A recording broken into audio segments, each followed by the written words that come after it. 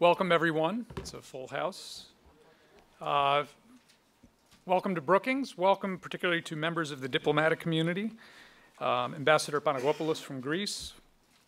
I see that Ambassador Anastasiades from Cyprus is here, and Ambassador Depuzet from Malta.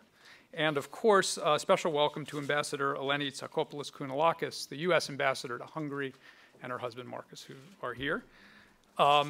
So many of you are here. I know many were here for the inauguration, and today is the first working day of the second term. Our first major event here at Brookings in the second term. And yesterday, President Obama's second inaugural address has already been called a manifesto for liberalism. He bolstered his supporters on a range of issues, and his critics are already complaining that he was preaching to the choir, or worse, that he reaffirmed their worst fears that he's a socialist. And President Obama anticipated that criticism by putting his talk into the context of his included ongoing skepticism of central authority and calling it a fiction that all society's ills can be cured through government alone. And as the U.S. looks around the world today, President Obama highlighted a few big challenges: Asia, Africa, Latin America, and the Middle East. But frankly, Americans are used to trouble in those places. But for the last 3 years, for the first time since the end of the Cold War, Europe has been a major challenge. And perhaps for the first time since the end of World War II, Western Europe is a major challenge, particularly the Eurozone. There are many to blame for this, but certainly a spotlight has been shown on Greece.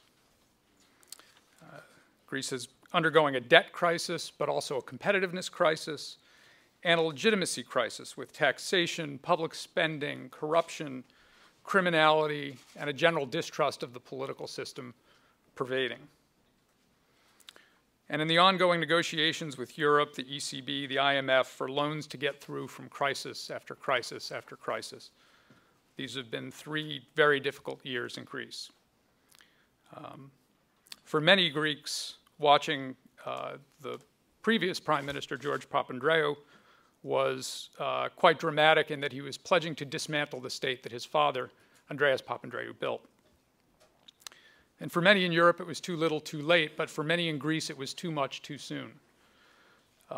Unemployment, negative growth, and the threat of more job cuts led to no hope.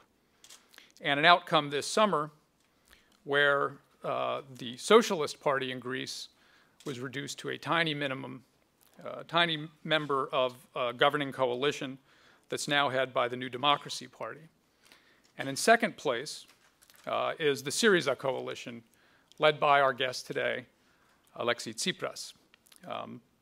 Syriza translates as the coalition of the radical left.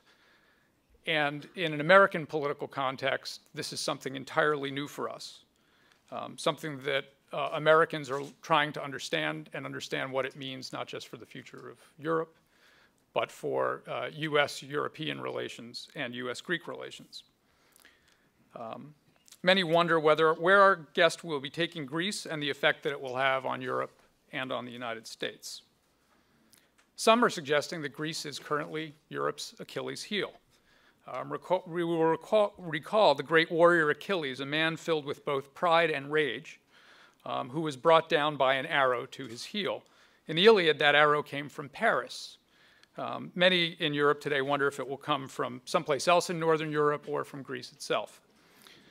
So we look forward to hearing Mr. Tsipras' remarks.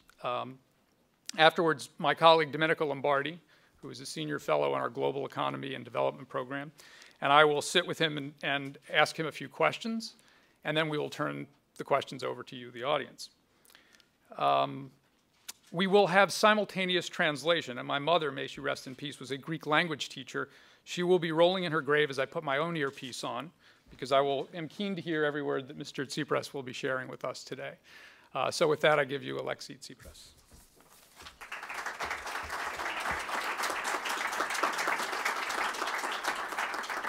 So please turn your sets to number 2 for Greek to English translation. Πρώτα απ' όλα να Let me begin by thanking you warmly for the opportunity you've given us to be here today with you and to express our opinions, our view on the causes of the crisis, and our vision for the necessary changes that have to take place in Greece, so that we can change from becoming the guinea pig of the crisis to the country that will serve as the starting point for new progressive changes that will lead the worldwide economy to safe harbors. And so it is a special honor for me and a joy to be here at Brookings. This is a foundation with strong traditions in documented conversations with facts. This is a foundation that can understand what's at stake both in Greece and in Europe today. When I was young, I remember those older than me telling me that if America were to catch a cold, Greece would be laid up in bed with pneumonia. Today, however, I hear that some of your politicians here in America are warning the U.S. government to listen to them, or else face the risk of turning into Greece. There's one thing that's clear to me. Our countries may be quite different, both in size and in structures. We also know that there are shadows and problems of the past that we would like to overcome. However, there are also bonds that are very strong, which in a globalized community can become all the more stronger. Because our destruction, so to speak, is your business as well. One of the things that I notice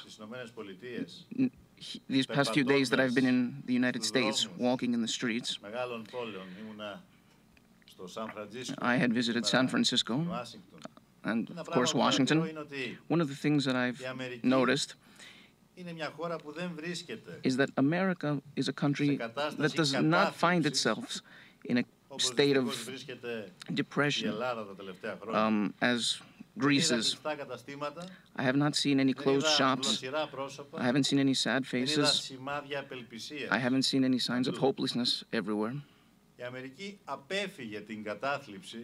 America avoided misery after 2008. You likely paid a heavy burden following the crisis of 2008. Your economy continues to have difficulties recovering. Your jobless rate is still very high. People are still worried. Millions of people are still having a very difficult time making a daily living. Almost all the people continue being angry with all those who are responsible for causing so much pain. But you avoided misery. In contrast, Greece is going through a very deep misery. I'm not talking about a deep depression. I'm talking about misery. I want to make something clear. It's very clear to us that the Greek economy and the Greek state apparatus had their own endemic problems. These problems are structural and they have deep roots. However, they're not responsible for causing the crisis in Greece. This crisis is not something that is strictly Greek. These problems did not cause the crisis. They did make it worse. Allow me to say that the Greek people are very hardworking. You know this by looking at the Greek Americans who have managed to make their lives here in the United States and make a good life through hard work, managing through their labors to gain, to amass wealth. They're not a lazy people, as they were portrayed to be, as they were disparaged over the previous years by their very own politicians. At this present moment in Greece, even the healthy, profitable businesses are going bankrupt. Young people who are highly trained with doctoral degrees from American and British universities cannot find work. But why is this happening? Why is there not an end to this crisis? The basic answer is that the credit system has stopped working. And instead of the government helping, it is undercutting possibilities of growth. Our banks cannot lend money nor borrow. At the same time, our bankrupt government is borrowing money from Europe and the IMF on behalf of the banks, but these profits are going up in smoke in the black holes of the banks. Our industry and our service sectors is in a wreck, and the government is now attacking and going after the already small salaries of those who are still working and trying to cover their debts.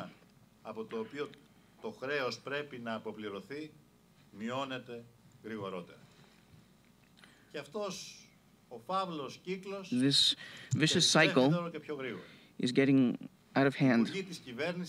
Government ministers privately admit that they too think that their policies are making the crisis worse, adding, however, that they have no other option, that these are the policies have not been chosen by them, but have been imposed upon them by the European Union. Each time that the Greek government makes yet another optimistic announcement, the people compare it with the catastrophe that they see around them and lose all faith that the people who are leading the country, who are governing, know what they're doing. I'm worried that that many economists and students studying economics or public policy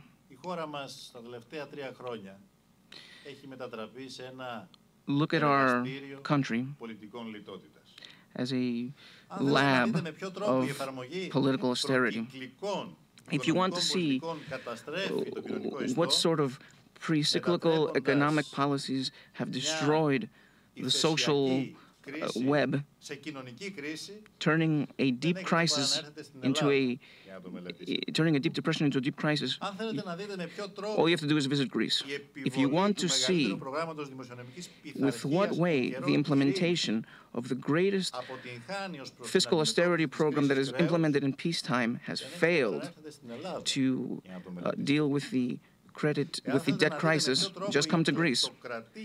If you want to see in what way robber barons have managed to stay in power, all you have to do is come to Greece.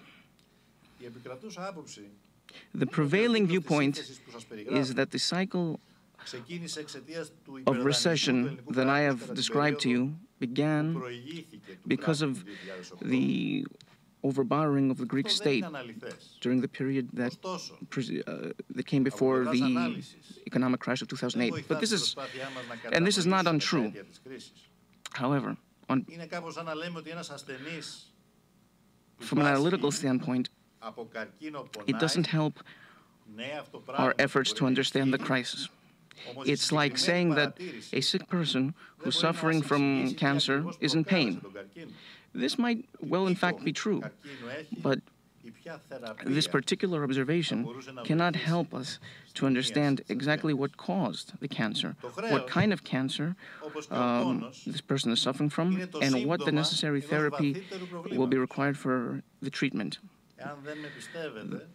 Debt, like pain, is a symptom of a deeper problem. If you don't believe me that debt is not the cause of the crisis, just look at the example of Ireland or Spain. The levels of the public debt their levels of public debt in 2008 were lower than those of Germany. Their state deficits ran a profit, in contrast to Germany, which was in deficit. And despite all this, Ireland and Spain found themselves in the same boat with Greece. Cutting of salaries, lowering of consumption, rising of joblessness, immigration, depression. And why? The reason is that our countries are part of a poorly planned out fiscal currency union. A currency union that did two things. They took away the ability of our economies to absorb a shock in the event that we were to face a global or regional crisis, and they managed to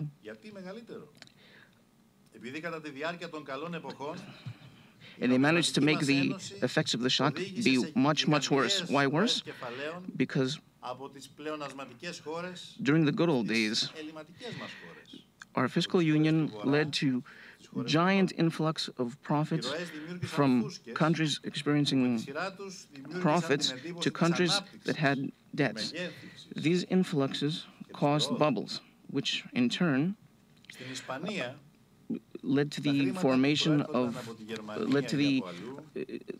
impression of growth and progress. In Spain, the money that was coming from Germany and elsewhere was borrowed from private investors. The price of homes grew. People had to borrow a great deal of money from banks in order to buy homes. Afterwards, prices spiked even higher. People felt all the more rich, spent more, and therefore the Spanish economy quickly developed on the back of public debt, or private debt.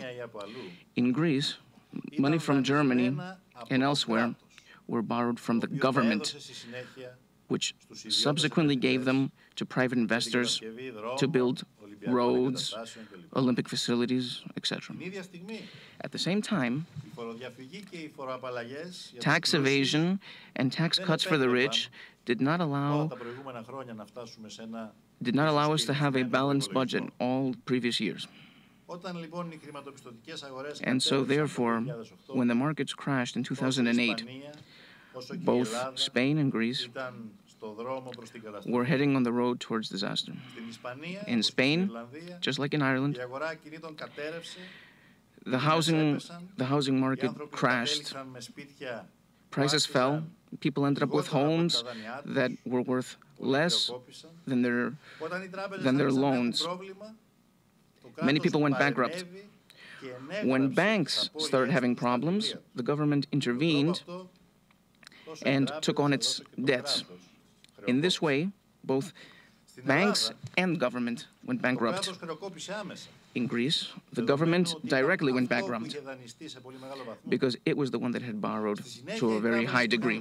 Afterwards, the governments that had lent money to the state also went bankrupt. And afterwards, investors themselves went bankrupt. Very soon, the entire country had gone bankrupt. Due to the structure of the Eurozone, where the countries without a central bank behind them needed to assist to help bail out the banks, and where the banks needed to continue lending money to bankrupt states,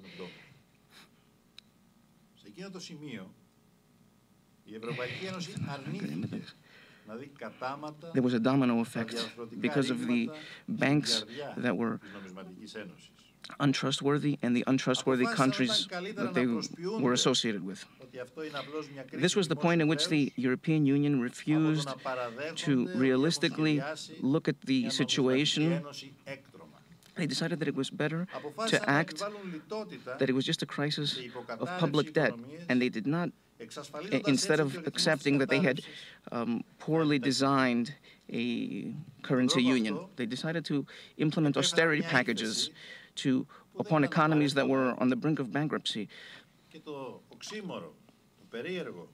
securing that their default they would head even quicker to default. In this way, they created a recession that was not necessarily for us to have, and they insist on doing this at great human cost, and at a terrible cost for the democracy. Ladies and gentlemen, I'm standing here before you today, and I'm very sorry, but I'm going to say that I have to say this, but none of these lessons have been taken seriously by Europe. Another thing that the crisis of 1929 has taught us is that if politicians fail in handling the effects of default and economic recession turns into depression, then history will punish us.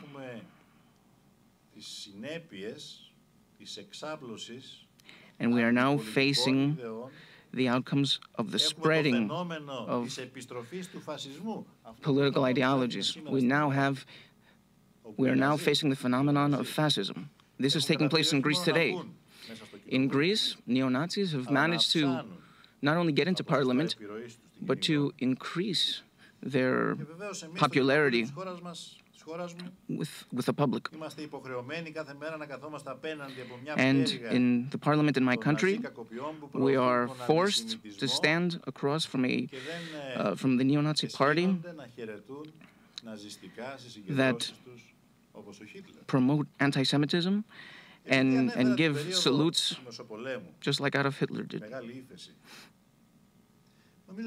And because I spoke about the period prior to World War II, the Great Depression, I think it's important that we compare our central bank, the European Central Bank, and the Fed here in Washington.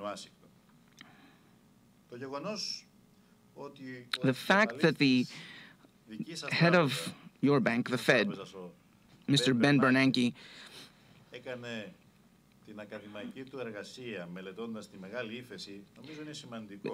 studied the Great Depression for his dissertation is very important. It might be one of the reasons why the Fed has behaved in such a different way than the European Central Bank. If somebody compares the language used by Mr. Bernanke over the past 5 years with that used by the European bankers from the ECB, you will very easily see the difference. The European Central Bank, our central bank, seems not to be touched at all by the economic crisis that is taking place right under our noses. If our central bankers had spent a little bit more of their time studying the Great Depression, things might have been different in Europe today. I want to stand for a moment and talk about the Great Depression. Allow me to remind you of the very wise observation by Franklin Roosevelt that during the time of recession, the worst thing that we have to fear is fear itself. In my country, it was as if they wanted to prove that Roosevelt was right. That's how they behaved. That's how the robber barons behaved over the past few years, struggling to remain in power while spreading fear. Fear over anything, over any alternative solution. Any alternative solution to their dominance. Fear about my party, Syriza. Fear about the left that always operated within the lines of democracies. Fear over me, and I hope I've convinced you that I'm not as dangerous as some people think I am.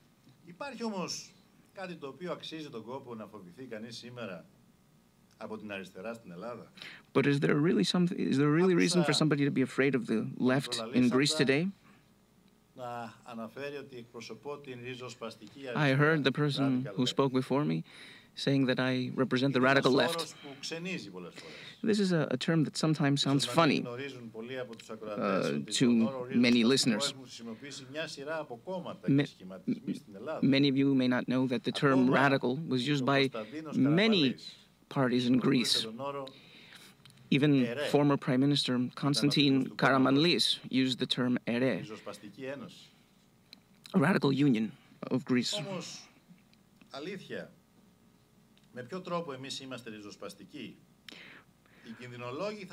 But how are we really radical?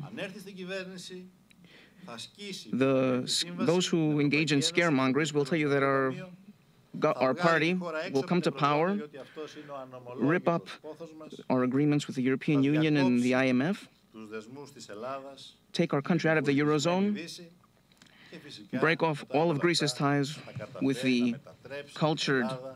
civilized West, and then turn Greece into a new North Korea. My dear friends, this is the worst form of scaremongering. My party, Syriza, doesn't want any of these things. We were always and we will continue to be a European party. The fact that we believe that Europe has lost its road and that it is imposing inhuman policies on its very people cannot be considered anti-European.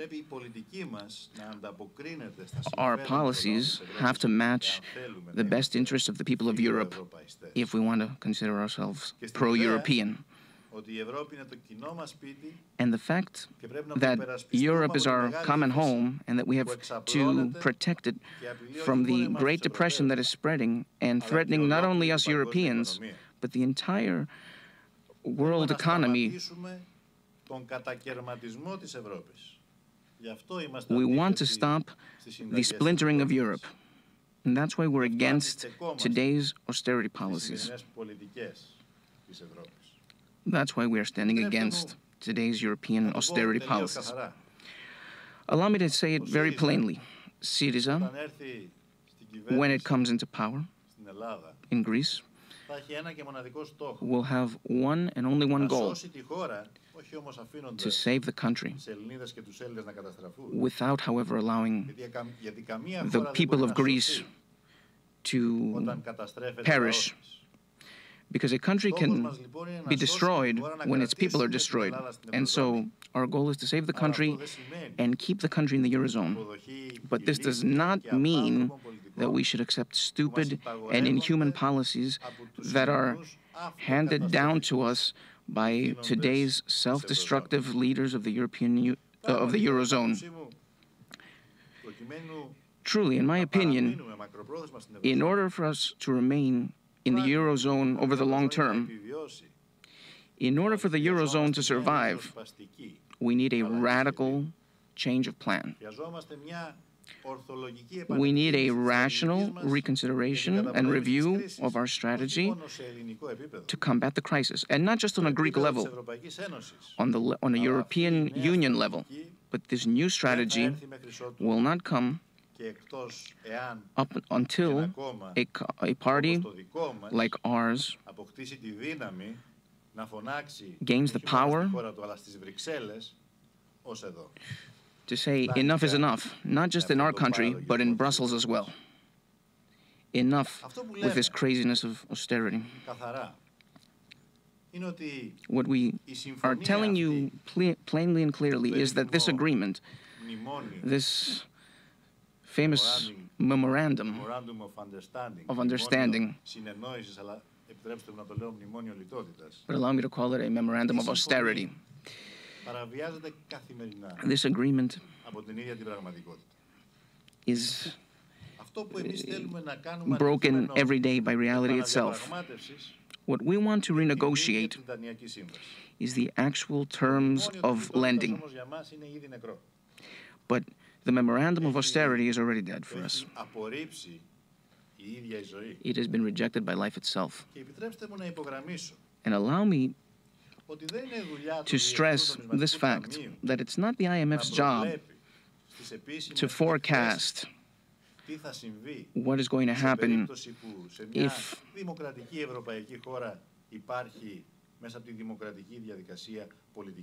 what is going to happen if there's a political change that takes place in a European Union through democratic process. We could continue without these kind of observations and comments that are undercutting the stability of the economy all the more. Nevertheless,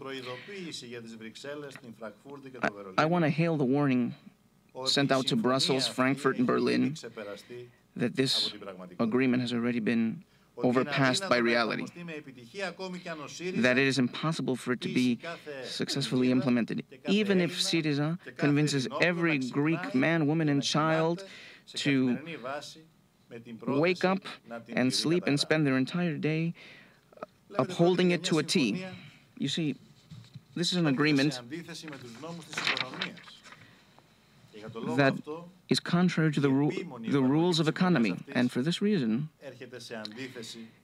the implementation the insistence on implementing this agreement is at odds with the laws of humanity.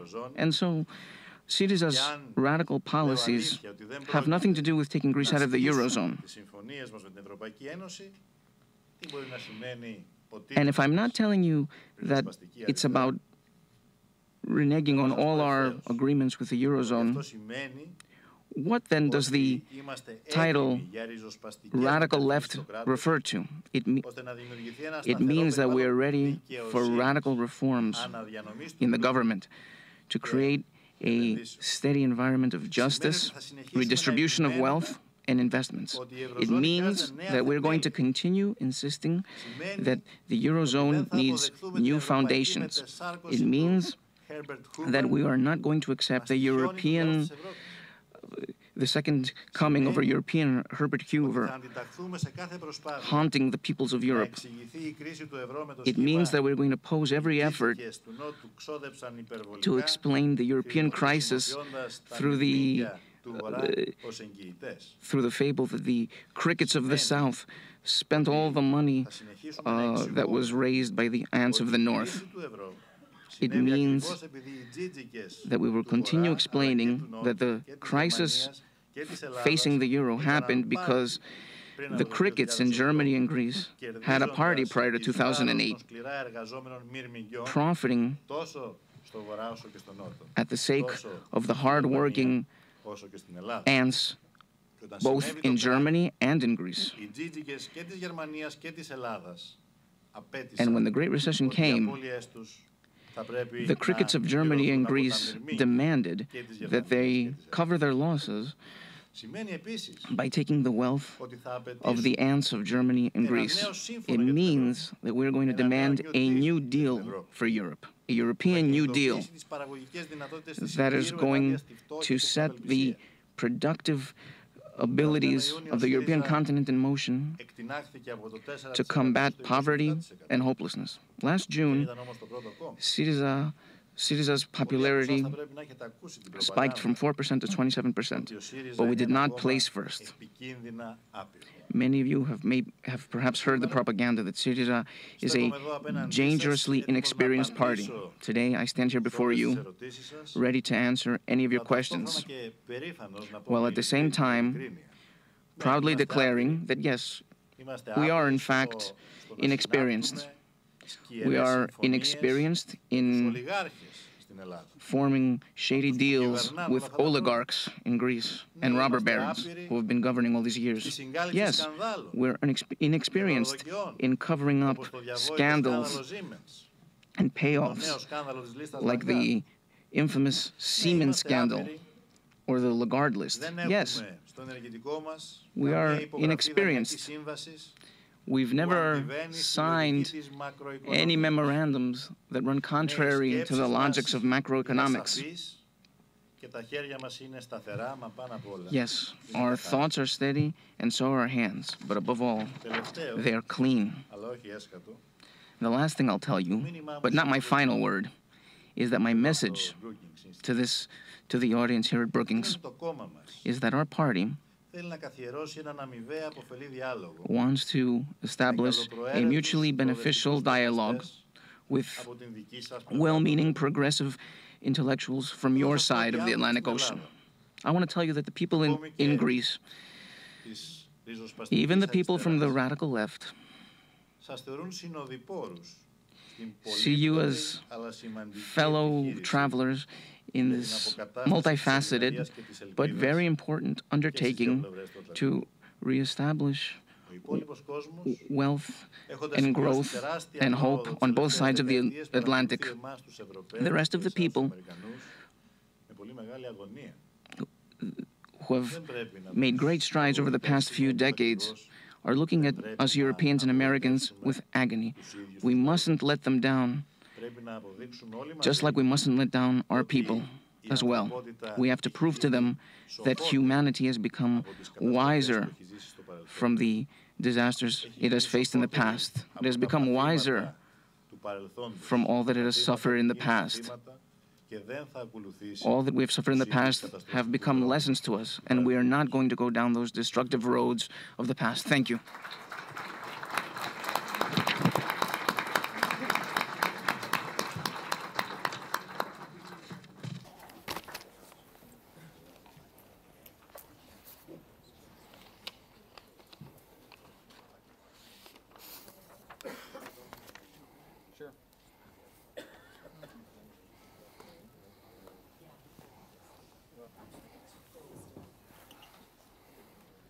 That's great. Well, thank you very much for a wide-ranging and quite stimulating set of remarks.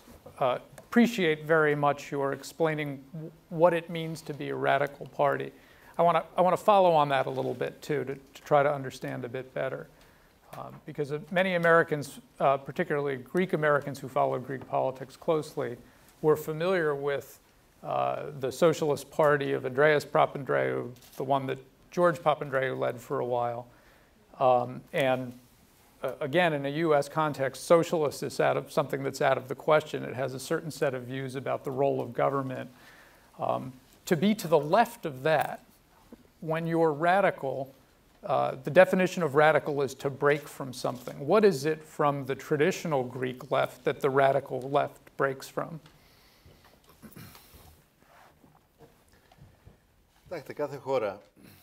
Every country has its own particular unique qualities.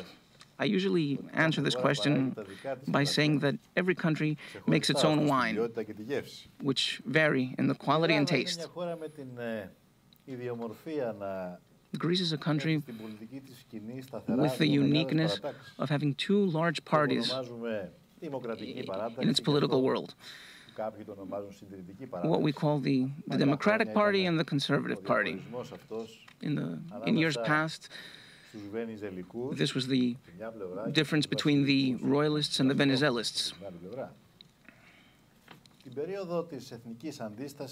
During the national resistance, which was a great moment in Greek history, the Democratic side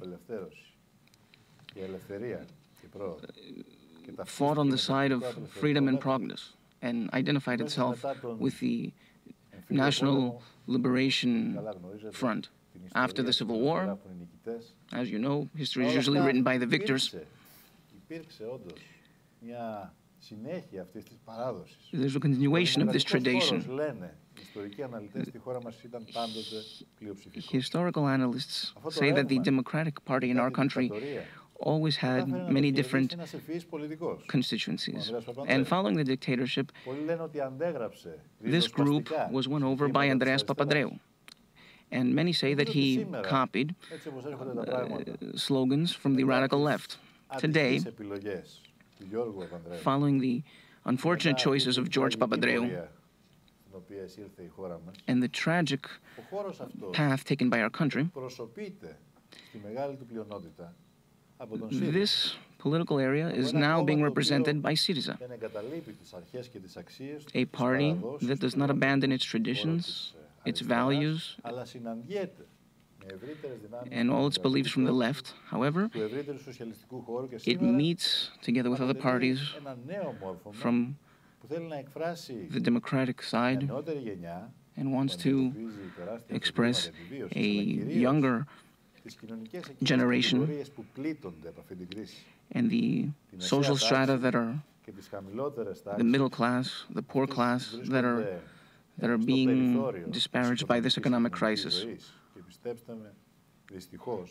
who are on the fringes of society. And unfortunately, it's a large group of the population. From this standpoint, I might tell you that, yes, it's true. We understand the word radical to mean breaking roots with the political establishment in Greece. I can't understand why Northern European countries can have an equitable tax system, but we can't have one in Greece. I can't understand why we cannot have an effective state, why we can't provide opportunities to young people to utilize their abilities and their knowledge in research and sciences in order to help our country. Yes, we want to break ties with a lot of things, with a lot of established, entrenched rationales. What we want to accomplish, what we may sometimes do in an unorthodox way, but the situation that we're facing in our country after 5 consecutive years of austerity and destructive policies that disrupt society is in itself unorthodox. That's great. One follow-up question, though, on this phrase unorthodox, and also each country has its own form of politics, and just like each country has its own form of making wine. Politics in the street was something invented in Greece thousands of years ago, but still happens in Greece today. And a core part of Greece's economy, and most strategy for growth in Greece, involves getting the tourist industry to become more competitive. Summer after summer, as Greece looks like it might turn around, strikes seem to slow that down. And it's not just for tourists who are worried about airlines being canceled because of air traffic controllers on strike, or not being able to get a taxi because taxis are on strike, but the scenes on the street. Looking ahead, are you going to continue with the orthodox policies of Greece and calling strikes and allowing them to continue to put a taint on what summer tourism is like in Greece, or are you going to think about that differently now that you're so close to having the highest ranking of Greek parties? I have to tell you that nobody should feel happy over the fact that they have a need to demand more by going on strike and losing their ability to make their wages through work instead of going on strike. You focused on the effects that strikes have on the economy, but that's only one side of the coin. We need to look at what are the causes that lead large groups from Greek society and social forces to follow these behaviors. People need to fight because the policies that are being implemented over the last few years are questioning their basic rights. I want to believe that the Greek people have shown great maturity in the face of this barbaric attack against them over these past 3 years that were implemented in the form of policies that have destroyed what we know as the middle class, policies that have destroyed things that were gained over decades. I think that strikes were the easiest and most effective means for the everyday Greek to state his anger and his frustration and his opposition. Perhaps the most democratic means. Nobody wants to see our country in chaos. However, we need to look at the causes that lead to these behaviors from the citizens. I recently had a discussion with a shop owner in central Athens, and I asked him, what do you think now that the strikes and protests have stopped in Greece over the last 6 months? He said, oh, I like it. I asked him, have your sales increased? He said, no, quite the contrary, they've gotten less. I said, why? The strikes and protests have lowered. But he said, yes, but the everyday Greek has gotten poorer, and he can no longer afford to come to my shop and buy things. And for me, this means that our greatest enemy at this moment is not the behavior of the resistance of the greatest, the larger part of society. It is the policies that are being implemented against the people. You also spoke about tourism. I have to tell you that Greece is very far behind in terms of national strategy in terms of tourism. Under other conditions, Greece should be charging tickets for people to enter. We're a very beautiful country, and we have the blessing of having the archipelago, and the sun, and the sea, a very beautiful climate. What we need is a strategic planning so that Greece can utilize its advantages, not opportunistically, not through programs that are not going to give back to local economies, but only benefit people who build these all-inclusive tourist units. You know, the guys, the ones that put on these bracelets on your hands, and you have no, it doesn't matter whether you're in Greece or in nearby Turkey or anywhere else. What's only important is that you're in a hotel with a pool. No, we need to invest in tourist programs that are going to help the everyday tourist industry, and will bring in tourists, teach them about all the positive things that Greece has to offer, how Greeks think, Greek ideals, and most importantly, that will provide the Greek economy with an influx of liquidity. Thank you very much, Mr. Tsipras. Right now, you are leading in the polls. So you are coming right at the top of the polls in your country. So if you could very well be the next Prime Minister of Greece. Some expect that if this were indeed to happen, you might denounce, renege, abandon the Troika program.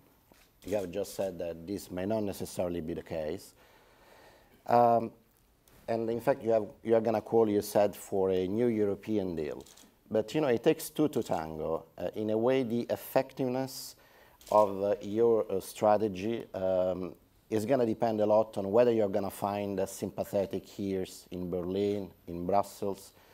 So if this strategy is not successful, if you're not going to find sympathetic ears in other European countries for this new deal, are you still going to advocate to stay in the Eurozone, to keep Greece in the European Union? And in any case, under the best possible circumstances, the Greek economy is going to face, over the coming years, higher interest rates, a strong euro exchange rate, the strictures of the fiscal compact treaty that Greece has signed up to. So in this very demanding economic environment, how do you expect the Greek economy to grow, and how you would prioritize reforms? This is a very critical question, and there's two aspects to it. Allow me to say that the first aspect is that we're not asking for Berlin's sympathy.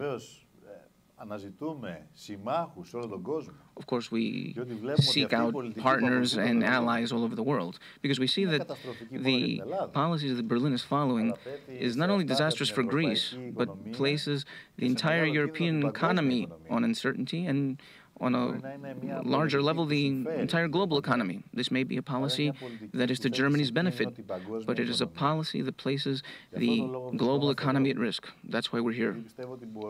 Because I believe that we can find receptive ears and allies in our effort to not only save Greece, but to avert disaster for the global economy and Europe. We are psychologically prepared for a fight, for a battle, because you know, in life and in politics, there's no such thing as, you know, tea and crumpets, and there are interests that are conflicting with each other. We know what our strong points are and what our weak points are. We know what Greece's strong and weak points are. Greece is one of the 17 countries in the Eurozone. If Greece was not in the Eurozone, have no doubt that nobody would give Greece a second thought. They would allow the country to just go on its way, just like many countries from the Eastern Bloc were allowed to slip and fall. Greece is now a focal point of the entire world's interest. And what's the reason? I mean, its debt is only 3% of the European debt, and Greece's GDP is very small in relation to Europe's. It's only 2.5%. Greece is a focal point, a reference point, because it is one of the 17 countries, one of the 17 links that make up the chain called Eurozone. And you know, if one of these links breaks, it won't only be bad for the link, but it will be bad for the entire chain. We know this very well, and our allies and our friends in Germany know this as well. The European Union and the Euro cannot move forward without Greece. The day after a country like Greece will leave the Euro, the very next country that will seek to leave the Eurozone would be our friends and allies, Germany. We know this very well, and they know it as well. And so it behooves us to find mutually acceptable solutions that are to the benefit of Europe and the European idea. And that's why we're proposing a European solution to the European debt problem that is very similar to the solution given to Germany itself at the end of World War II. In 1953, during the London Conference, a series of countries, including Greece, decided to allow Germany the opportunity to write off 60% of its public debt through growth and moratoriums on payment.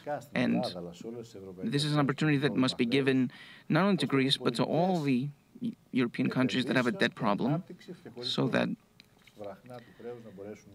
the countries can rediscover growth, get back on their feet again. Now, the second aspect to your very important question has to do with how this magical word known as growth will become a reality. And we have to be very specific here. We just can't talk without facts. We have to define what it means to have growth for the few. In other words, what we had in Greece during the 90s, and growth for everybody, the vision that we have. A growth that will allow for a social profit. Yes, Greece needs social reforms. One of its biggest problems is bureaucracy. And perhaps it's even more important than the need for cheap labor that is supposedly blocking competition. And we also need to get rid of these robber barons. I'll say it very simply. When it comes to investments that will bring jobs in Greece, there's a closed circle of international contractors that are in cahoots with the government and governing the country over the last 20 years. And therefore, we believe that there needs to be social justice, and at the same time, we need to see what specific sectors, like tourism, which I mentioned earlier, but also renewable energies. Greece has this capability due to its geographical position. We can also look at quality agricultural products. This is another capability that Greece has. We can look at energy on the whole. Today, Greece is an energy hub. The inroads of the energy inroads of the 21st century run through Greece today. And research, innovation, utilizing the country's scientific dynamic and potential. There's so many children that are heading out to other countries today. Greece can return to the road of growth if it can overcome its endemic weaknesses, and with the help of all those who do not want to take advantage of Greece, but truly want to help it and help it stabilize itself in Europe. Thank you very much, Mr. Tsipras. Just another quick follow-up question, if you allow me. You have a very busy international agenda. You said you were in San Francisco. You are now in Washington. Last month, I found out you were in Brazil. Yeah. And Brazil, as you know, is an emerging economy which has been growing quite fast together with other emerging economies, especially in Asia. And in Asia. Yeah. And these emerging economies have been also growing so fast, apparently because they have been implementing a number of market-enhancing reforms. So my question is, what can Greece learn from these emerging economies? Let me begin by telling you that the Greek example has many differences compared to countries like Brazil and other developing countries. However, out of all these examples, we have to choose a few. You know, in Brazil, there's over 20 million people that are living in hovels. Of course, over 10 years ago, there were 45 million that lived in these shanties, and so the government managed to get half of them out of them. We in Europe, after the Marshall Plan and the rebuilding that took place after the war, managed to overcome these problems and form a social state, which is unfortunately being destroyed today due to austerity policies. And so the conclusion that we can draw is that, from these countries, is that the policies of austerity cannot help any country overcome the crisis under any terms. The only way to help is by helping demand, helping justly redistribute wealth. Can one overcome endemic problems and achieve major steps forward like Brazil did in recent years? During my visit to Brazil, my meeting with President Dilma and former President Lula, I remember the following. Their worries over the danger of the European recession being exported to other emerging countries. Their worry that the European recession will even affect countries that have not chosen to go down the road of austerity. And I think that we need to pay attention to this. We have a common interest to stand up against a short-sighted vision that wants to see Europe divided into the rich north and the poor south. We have a common interest to advance policies of growth, stability, and social cohesion. Within during a globalized context, nobody can isolate a sickness to one particular country. In a global context, the illness of A recession can affect even an economy like the United States that's taken tremendous steps to create a policy that has been aggressively promoting demand within the public. That's what I remember from my trip there. We have time for a few questions from the audience. Start with Peter Marudas here in the front, second row. I don't know if the translator. I don't know if I had to speak. A little bit slower. Yes, we want to, while Peter's getting the microphone, we want to give special thanks to our translator today, who came in on very short notice because Mr. Tsipras' translator was stuck in Frankfurt, Germany in a snowstorm.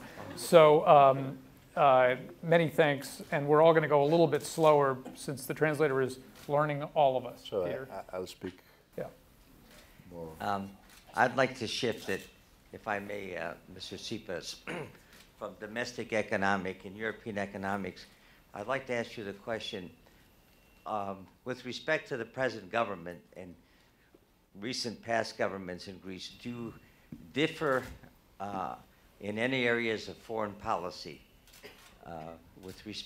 particularly with respect to former Yugoslav Republic of Macedonia, Turkey, and also would you care to comment about people in Greece and here who are encouraging closer relations with Israel, some because they've fallen out with Turkey.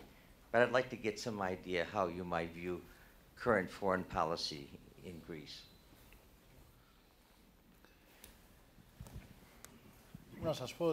Let me tell you that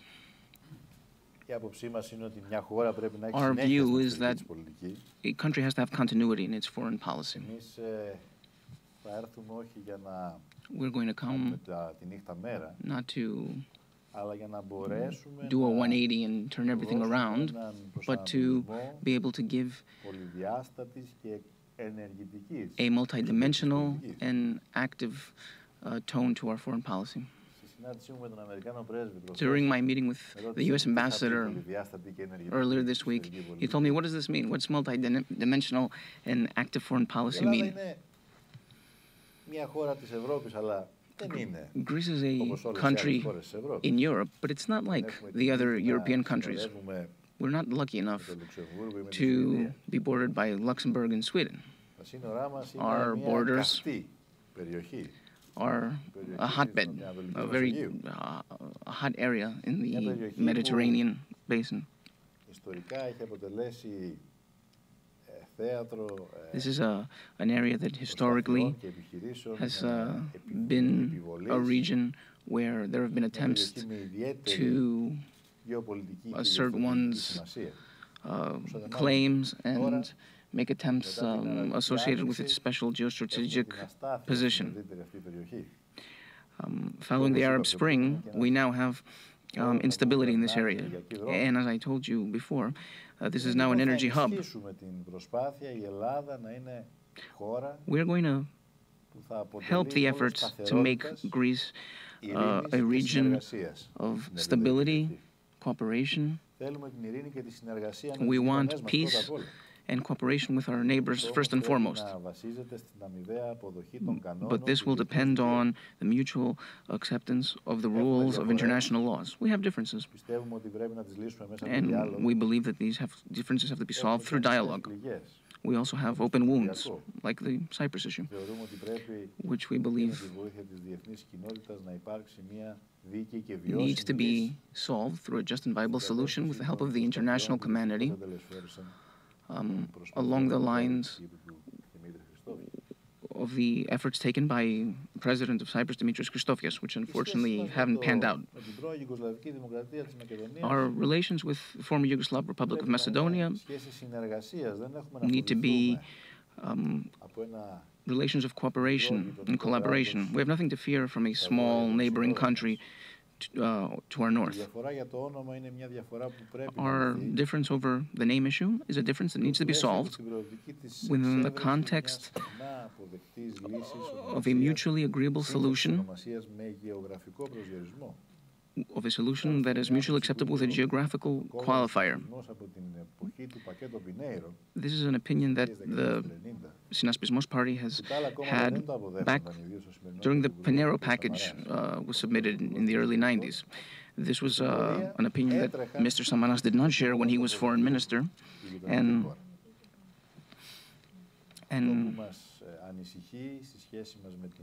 what worries us in our relations with FYROM is not so much the name, but the nationalism that is being fomented.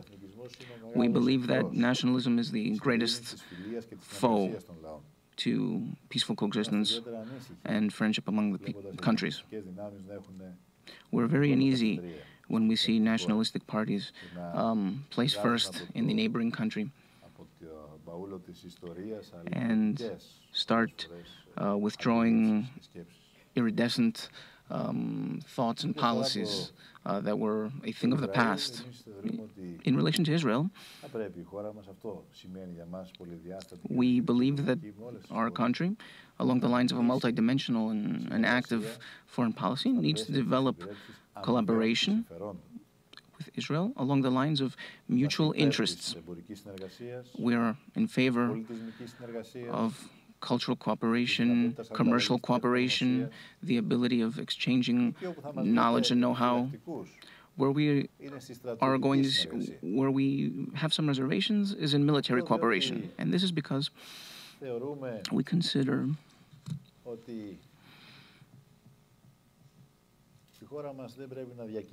we believe that our country should not run the risk of gaining new enemies. Our country needs friends, not enemies, in order to promote stability in the region. And so I need to tell you that Greece must develop its traditionally close ties with countries in the Arab world as well. It needs to serve as the bridge between the Western world and Europe with countries in the Arab world. And so a multidimensional and active foreign policy means that despite the fact that Greece is a European Union country, at the same time it needs to develop bonds of friendship and collaboration with a series of countries that are not in the European Union.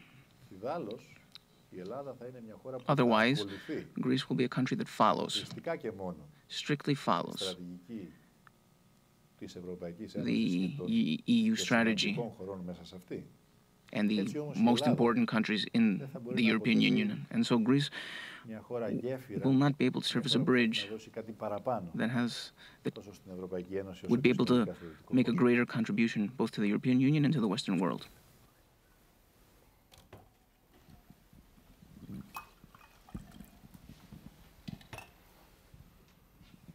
Thank you, William. Κύριε Πρόεδρε, ονομάζομαι Θάνος Δημάδης, είμαι ανταποκριτής της τηλεόρασης του Αλφα εδώ στην Ουάσιγκτον. Θα έχετε ακούσει σίγουρα την άποψη πολλών που λένε ότι προσπαθείτε να πατήσετε πάνω σε ένα τεντωμένο σκηνή. Ότι ουσιαστικά από τη μια πλευρά προσπαθείτε να φιλοτεχνήσετε το προφίλ ενός ευρωπαϊκού κόμματος, that you are trying to build a profile of a responsible European party, while at the same time trying to build up a rhetoric of canceling the memorandum. But if the memorandum if there are alternatives to the memorandum, why have the previous Greek prime ministers, Mr. Papandreou, Mr. Samaras, and Mr. Papadimos, not tried to change it?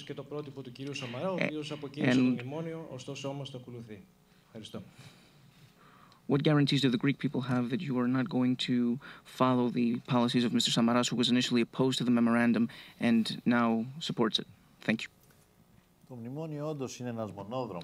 The memorandum is in fact a one-way street, but it's a one-way street to disaster. And when this one-way street that you follow leads to the cliff, the only thing that you can do is turn the other way and look to see what alternative routes you passed by and follow them, not to continue and head off the cliff. We honestly believe that the memorandum and the austerity policies are what threatens Europe today. And our goal is, yes, we truly want to well, what is it that we would be decrying? Something that's already been decried and condemned and rejected by life itself? You don't decry cadavers. They decay by themselves. The memorandum has already been revised twice up until today. And the reason for this is not that it was not implemented properly, but because it, in fact, was implemented and carried out. And so we're going to proceed with its what's going to come next is going to be a new revision, something that nobody wants to talk about publicly, but that everybody knows what's coming. A new haircut that will follow after the German elections, that will make the Greek debt viable. And the question is, why should the Greek people suffer, and should the global community live with the fear that the crisis will spread to the entire world, just so that Mrs. Merkel can go to proceed with elections in Germany without telling her voters that we have in fact failed, that the memorandum has failed. All the analysts in the IMF now point to the fact that a new haircut is necessary, but there are attempts to cover this up until we get to next September. And so, in the final analysis, what's most important for us is not the political machinations that are in place in Germany, but so that we can save whatever is left to save in Greece and stop the tragedy that is being experienced by the Greek people. Now, in regards to the last part of your question, I know that there is a problem of credibility in the Greek political world. But you know, this is nothing new for us.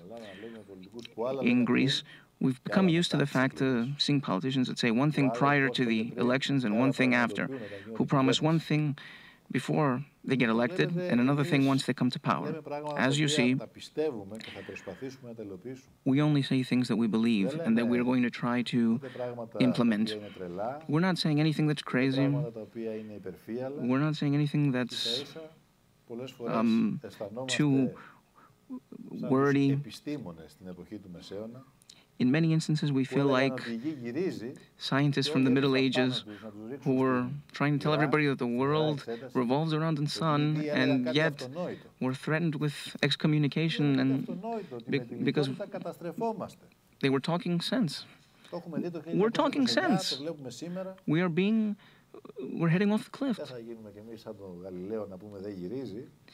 We're not going to be like Galileo and say that the Earth doesn't revolve around the sun. I'm going to ask a follow-up question and then turn to the audience on that. I think one thing that people in the United States who are quite sympathetic to the idea that austerity by itself isn't going to create growth, certainly that was President Obama and many Democrats and even some Republicans' view of our own economy. But the question that they have for Greece is, will each round of loans lead to the right kinds of investments and the right kinds of restructuring, end of licensing, end of other things that constrain the Greek economy, and many consider it the last communist economy in Europe. And so I think when they see the rise of Syriza and they hear of it as a radical left party, the question is not just how the end of austerity will bring growth, but how competitiveness will come to the Greek economy. Because either inside or outside the Eurozone, the Greek economy has to become more competitive. I have to tell you that I am completely opposed to the view that Greece was the last Soviet-type European or the last communist economy in Europe. Greece is a country that, from the 1990s onwards, has proceeded to many privatization programs. If you compare Greece with other European countries, you'll see that a large part, and a strategic part, of the public sector has now come into the hands of private owners. And this is the reason, or this is one of the reasons, that all the grandiose plans for privatizations, it was a 50 billion privatization plan, is what their initial plan was, never panned out. Because there's not a lot of things left that somebody can privatize today. It's a myth. It's a myth that Greece is a Soviet-type economy. Of course, Greece has some weaknesses in terms of its structure, especially in the way that it built its public sector. It's not that the Greek public sector is too large, but that it's built the wrong way. It was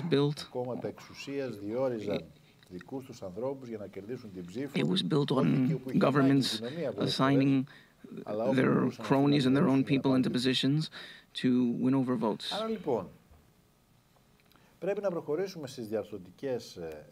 And so we need to proceed with structural reforms.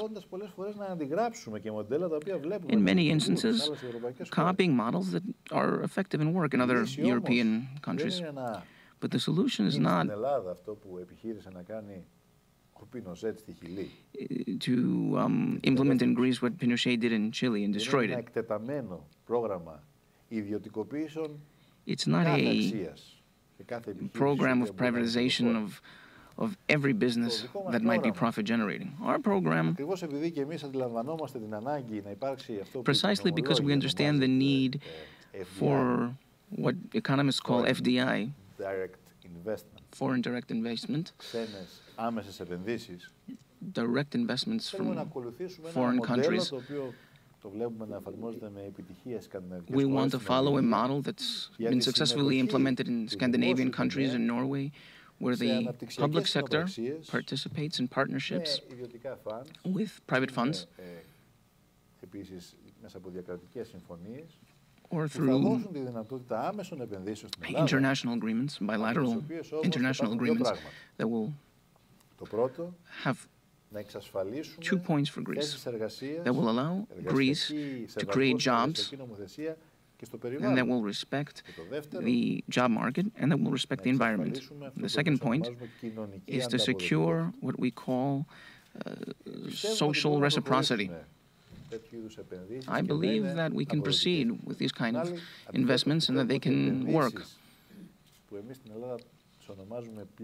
On the other hand, I believe that the investments that we in Greece we call looting, the only investments whose sole goal is to generate a quick profit, will not be successful and will not contribute to the restarting of the Greek economy. John,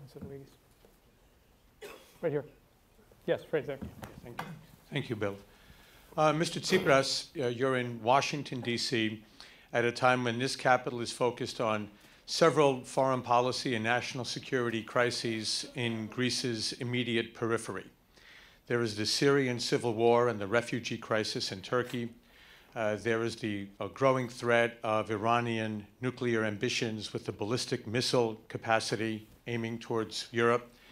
And of course, there's the emergence now of the Al-Qaeda in Islamic Maghreb, in Libya and in Algeria. The United States and Greece have been NATO allies for 60 years, but Greece's defense expenditures will likely be drastically reduced in coming years because of the crisis you've been describing here. How do you envision Greece contributing to European, regional, and international security in the years ahead? Thank you.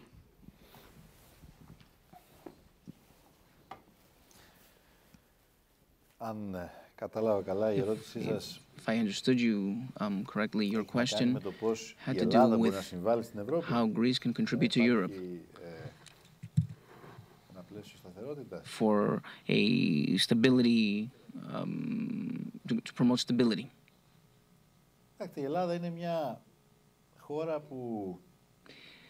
Greece is a country that finds itself, or that borders countries that are in a state of flux. It is a country that is in the European Union and in NATO.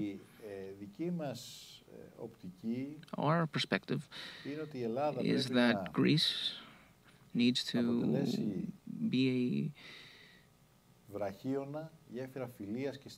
bridge of friendship and stability in the area. Of course, Greece cannot face and solve a series of issues all alone, as you mentioned earlier, which have other causes irrespective to Greece, and that harm stability not only in the region but on the worldwide scale. Greece could help and contribute within the framework of the organizations to which it belongs in order to alleviate the crisis in these areas. A major issue that is of concern to us in recent times is what's going to happen in Syria. You know, there's a danger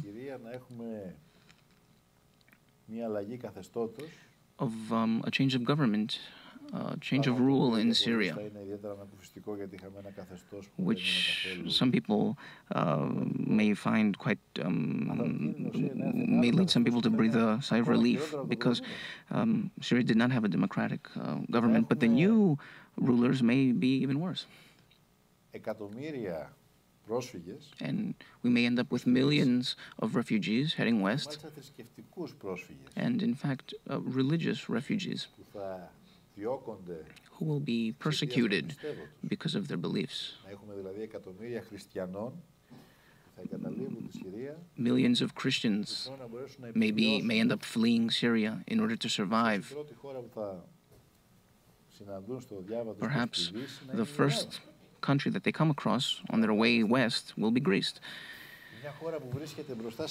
And you can appreciate how a country facing such a large scale of economic and social destruction, and that is already experiencing an intense immigration problem with hundreds of thousands of immigrants coming in, wanting to head west, but the European Union not accepting them, and Greece ending up becoming a holding center for them. You realize that Greece cannot handle this issue by itself without the close support, cooperation, coordinated collaboration of the international organizations to which it belongs. And the United States will play a very crucial role here. And perhaps this is just one aspect, a very small aspect of the problems that you mentioned. However, I believe that we live in an age that is changing very quickly, where everything is in flux. And in order for Greece to play the role that it needs to play in the international community, it needs to be able to stand on its own 2 feet. The drama that it has been facing the past 3 years not allow it to do so. And here's yet another reason to convince us to realize that something needs to change. Well, unfortunately, we are at the end of our time. This has been a really fascinating and interesting hour and a half with many old friends and many new friends. And we look forward to continuing our dialogue with Mr. Tsipras. And we thank all of you for coming today, and we wish you all the best in the new year. Thanks.